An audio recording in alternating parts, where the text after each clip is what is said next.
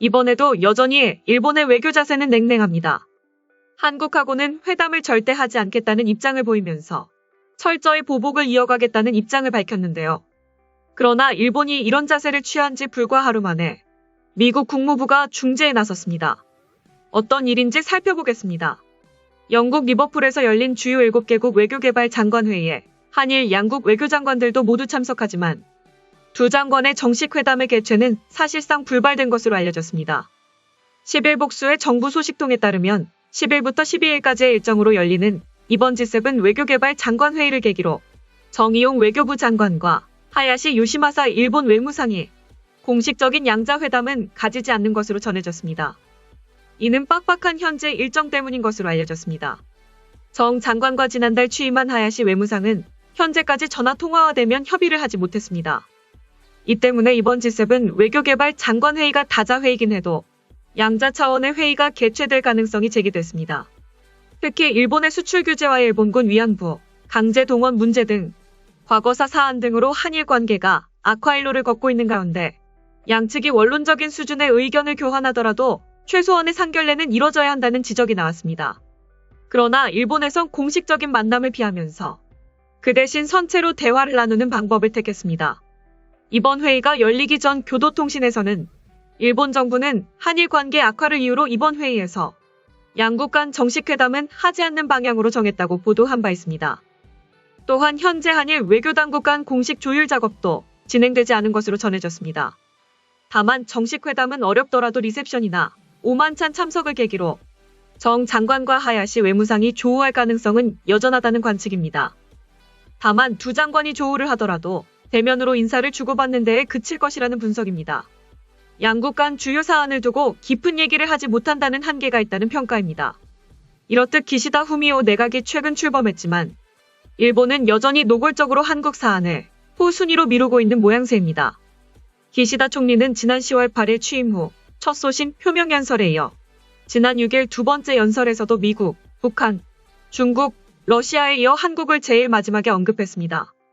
아울러 일본의 우경화 행보 또한 주목할 만하다는 지적입니다. 일본 여야 의원 99명에 지난 7일 야스쿠니 신사를 집단 참배했습니다.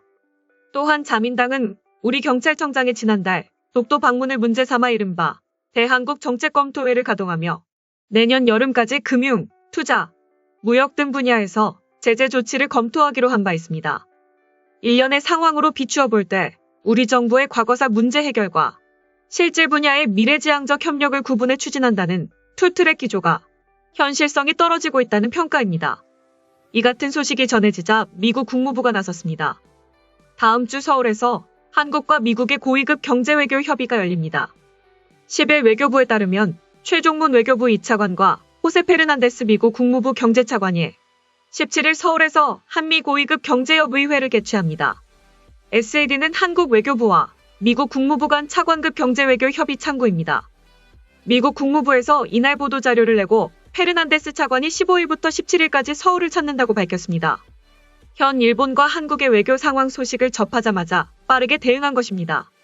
국무부는 방문 기간 차관은 정부 고위 당국자들과 만나 세계복권과 코로나19 공급망 회복성, 기후변화 대응, 핵심 신기술 증진 및 보호 등 21세기 가장 긴급한 세계적 도전에 관해 논의할 것이라고 예고했습니다. 국무부는 아울러 도쿄와 서울 모두에서 차관은 미국과 일본, 한국은 물론 영내 국민의 번영을 증진할 긍정적인 인도-태평양 어젠다를 실행하기 위한 협력을 논의할 것이라고도 예고했습니다. 페르난데스 차관은 16일 5차 한미 민관합동 경제포럼에서 인사말을 하고 이튿날 SAD에 참석합니다. 양 차관은 글로벌 공급망 재편 움직임 속에서 양국 협력 강화 방안 등을 논의할 것으로 예상됩니다. 이어 페르난데스 차관은 윤태식 기획재정부 국제차관보와도 16일 만날 예정입니다. 페르난데스 차관 방한은 8월 상원 인준 이후 처음입니다. 그는 지난 9월 최 차관과 한 첫 유선 협의에서 한국과 글로벌 환경 변화에 대응한 공급망, 인프라 분야에서의 협력을 확대해 나가기를 희망한다고 밝힌 바 있습니다. 최근 한국과 미국 사이의 정세에 대해 정치 전문가들도 주목하는 눈치입니다. 전문가들은 결국 일본은 한국하고는 회담도 갖지 않겠다는 입장이고 독도 제재 등 오히려 한국을 보복할 구상만 하고 있다며 아직 양국의 대화 준비가 되질 않음이 확인된 바 서로 간 해결할 과제가 많은 만큼 팽팽한 줄다리기 싸움은 계속될 것이라고 분석했습니다. 이어 비슷한 시기에 발표한 미국의 서울 방문 계획을 통해 핵심 동맹국인 한국의 위상을 드높임과 동시에 문제 해결에 직접 나서고자 한 것이라고 덧붙였습니다. 한편 일본의 외교 결례의 수위가 점점 고조되는 분위기라며 사실상 대화 단절 상태인 일본에 대해 한국 또한 이번 자리에서 미국의 적극적인 전달에 나서야 할 것이라고 우려를 표하기도 했습니다. 다음은 해당 소식을 접한 일본 네티즌들의 반응입니다. 일본 초계기에 레이더를 조사한 사건에 대한 설명을 계속해서 엉터리로 말하는 나라와 더 이상 무슨 교류가 필요한가? 일본은 한국이 적국이라고 분명히 말하고 있습니다. 상황이 이쯤 되면 대화 시도가 먼저일 텐데 말이죠. 이에 대해 일본은 절대 양보해서는 안 된다. 문제의 핵심은 초계기에 사격 레이더를 쏘고도 적반하장이라는 것. 한국 기자들은 레이더 조사 사건에 대한 전말을 정리한 일본 방위성 보고서를 읽어보시죠. 그런데 이 또한 실행하지 않는 한국이라서 매번 처치 곤란이라는 자위대의 체념 이유를 알겠네요. 이번 한국의 레이더 조사 사건의 잘못된 대응으로 확실히 한일 간 군사관계는 붕괴되었어요.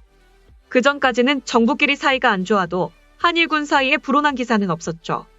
100% 한국 측의 과실이 있는 문제인데 사과도 없이 반대로 일본의 과실을 전가하는 비정상적인 행동이 원인이라고 생각합니다만 교육을 바로잡지 않는 나라와는 평화적인 관계 발전이란 없죠. 모든 문제는 역사가 아니라 한국 교육의 문제다. 역사를 왜곡한 교육이 모든 것을 나쁘게 할 뿐입니다. 그쪽이 뭐라고 말할 처지가 못 돼. 다가서고 싶다면 나름대로의 행동과 언동으로 나타내라고 말하고 싶네. 한국과의 군사교류는 중단해야 합니다. 평상시의 조약이나 합의, 동의를 지킬 수 없는 나라를 비상시 안전보장을 위한 동맹국으로서 의지해서는 안 됩니다. 그들이 공산주의화를 하든지 말든지 그것은 한국 국민들이 알아서 할 문제입니다. 일본이 소셜 디스턴스를 취하고 조용히 있는 게 답입니다. 한국은 이미 늦었어요. 더불어민주당 정권이 여당인 한 한일 관계는 개선되지 않을 것이고 설령 정권 교체가 이루어진다 해도 파괴된 관계를 복원하는 것은 불가능합니다. 어려울 때만 기웃거리는 것은 용일이며 모양을 바꾼 반일이나 다름없습니다. 한국이 정을 그렇게 생각한다면 죽도를 즉시 반환하고 자위대 항공기의 레이더 조사한 사건과 함께 사과하기 바란다. 일본이 다른 나라와는 협상하고 한국과는 협상하지 않는 것은 한국은 무엇인가 약속을 잡아도 지키지 않기 때문이다. 그리고 믿을 만한 가치가 없는 나라이기 때문이다.